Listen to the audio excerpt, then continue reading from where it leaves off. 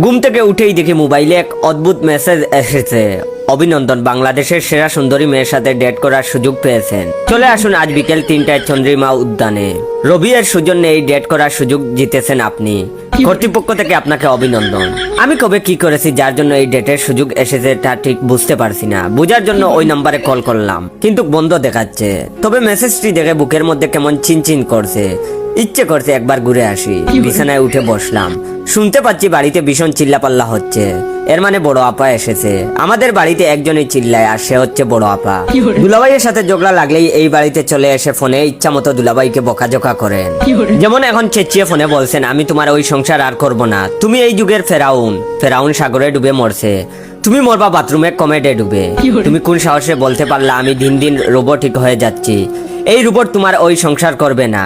আর যাও, তুমি একা একা জিন্দেগি কাটাও, আলবিদা বলে ফোন রেখে দিয়েছে। বিগত 11 বছর ধরে প্রতি মাসে 15 দিন আপা আমাদের বাসায় এসে এভাবে আলবিদা জানায়।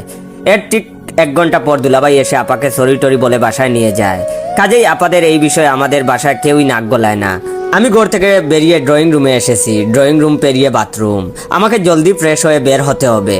দেখতে হবে যার সাথে ডেট করব মেয়েটি কতখানি সুন্দরী। হাতে সময় খুব কম, কাজেই আপার সাথে কথা বলে সময় নষ্ট করতে চাচ্ছি না।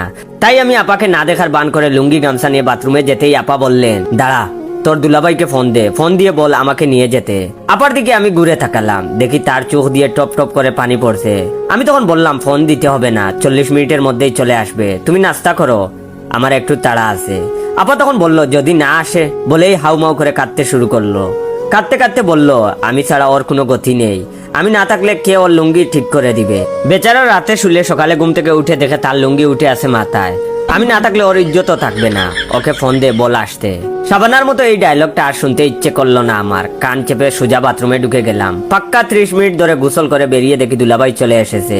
আপার মাথায় হাত শুয়ে বলছে, আমার আর এই ভুল হবে না, সরি, চলো বাসায়। কিছুক্ষণ আগে সাবানা সেজে টাকা আপার মুখে দিয়ে বের হচ্ছে এখন অহংকার। তিনি বলছেন, কে আসতে বলছে তোমাকে, চলে যাও। তুমি যতক্ষণ ছিলে না আমি ভালো ছিলাম। আর দুলাভাই নিজের মতো করে মানিয়েই যাচ্ছে। আমার এসব দেখলে চলবে না। আমার হাতে একদমই সময় নেই। বিজয় সারণীর সিগন্যালেই কেটে যায় 1 ঘন্টা। কাজেই অনেকটা সময় হাতে নিয়েই বের হতে হবে। কোন পারফিউম মেখে যাব বুঝতে পারছি না। তাহমিনাকে জিজ্ঞাসা করা যেতে পারে। মেসেঞ্জারে ঢুকতেই দেখি তাহমিনার বেশ কয়েকটা মেসেজ। লিখছে, কোথায় তুমি, আজকে কোথাও বের হবে? আমি আজ বাইরে পড়াতে যাব না, শরীর ভালো লাগছে না। এই মেসেজ দেখে বেশ স্বস্তি লাগছে, নির্ভয়ে এখন ডেট করা যাবে। আমি তখন লিখলাম, খুব জরুরি একটা কাজে বাইরে যাব, চাকরির ইন্টারভিউ আছে। কোন পারফিউম মেখে যাব বুঝতে পারছি না। তখন সে রিপ্লাই দিল, আমার সাথে প্রথম দিন যেটা মেখেছিলে, আর শার্ট পরবা ব্লু উইথ ব্ল্যাক প্যান্ট। আমি তখন বললাম ওকে। রিপ্লাই দিয়ে আমি রেডি হয়ে বেরিয়ে পড়লাম। বিজয় সরণির জেমে বাস থেমে আছে। 1 ঘন্টা পেরিয়ে গেল, জেমে বসে আছি। ওই সময়ে হেঁটে গেলে পৌঁছাতে পারতাম, যেহেতু একটা অফিসিয়াল ডেট। কাজেই গেমে কেটকেটা হয়ে যাওয়া ঠিক হবে না। সব মেয়ে তো আর তাহমিনা না যে আমার গাম মুছে দিবে ওড়না দিয়ে। মেয়েটির সাথে কি কি কথা বলবো তা আগে থেকেই ঠিক করা উচিত। কোন বিষয়ে কথা বলবো বেশি, লাইফ রিলেটেড? এটা খুব বোরিং হয়ে যায়। মেয়ে ইন্টালেকচুয়াল হলে ইউক্রেন যুদ্ধ নিয়ে কথা বলা যায়। মনে হয় না ইন্টালেকচুয়াল হবে। কবিতা টবিতা শোনানো যেতে পারে। নিজের লেখা কবিতা শোনাবো, তাহলে এখনই একটা কবিতা লিখতে হবে। তখনই একটা তরতাজা গরম গরম কবিতা লিখে ফেললাম। তোমাকে দেখাবো বলে আমি পাড়ি দিয়েছি 2.5 ঘন্টার জেম। না না, হবে না, বাসে এসবের মুড আসে না। কবিতা লেখার জন্য বা দুনিয়া গভীরভাবে ফিল করার জন্য বেস্ট হচ্ছে আমার তাহমিনা। ও পাশে বসলে এক পৃথিবী লেখা যায়। প্রথম তাহমিনাকে বলেছি, রবীন্দ্রনাথ যদি তোমার সান্নিধ্য পেত, তবে সে আরো 2 জন্মের লেখা অনায়াসে লিখে ফেলতো। তাহমিনার কথা বারবার মনে পড়ছে, একটু খোঁজ নেওয়া দরকার। তাই মেসেঞ্জারে ঢুকতেই আমাকে মেসেজ দিল, কোথায় তুমি? আমি তখন রিপ্লাই দিলাম, যাচ্ছি, জেমে বসে আছি বিজয় সরণি, বলে ডাটা অফ করে আবার ভাবতে লাগলাম। ঠিক করেছি, আমি আরেক মেয়ের সাথে ডেটে যাচ্ছি। এই খবর তাহমিনার কানে গেলে আমার খবর আছে। ইসরায়েলে যেই মিসাইল মারছে, সব মিসাইল পড়বে তখন আমার উপর। অবশ্য সিম্পল দেখা করাই তো। পথে ঘাটে কতজনের সাথেই তো এমনি দেখা হয়। জীবনের নৌকা তো বাসিয়েছি তাহমিনাকে নিয়েই।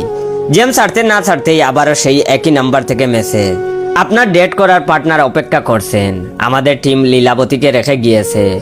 আপনাদের সময় শুভ হোক, ধন্যবাদ। ওয়েট, ভিডিওটা শেষ করার আগে আপনাদের কাছ থেকে একটু সময় নিয়ে নিচ্ছি।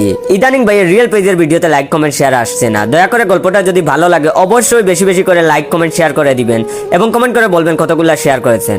ধন্যবাদ। আচ্ছা, মেয়েটার নাম তাহলে লীলাবতী। Corporate date.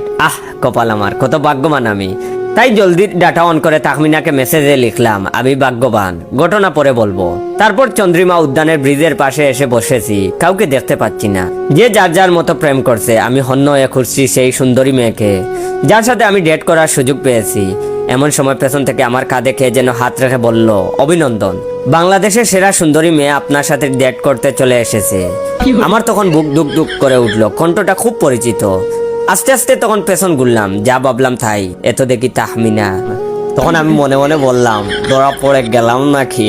তার ঠোঁটে হাসি, সেই হাসিতে মিশানো রাগ, দুষ্টমি, চোখে ভেসে আসে খুন করার এক নেশা।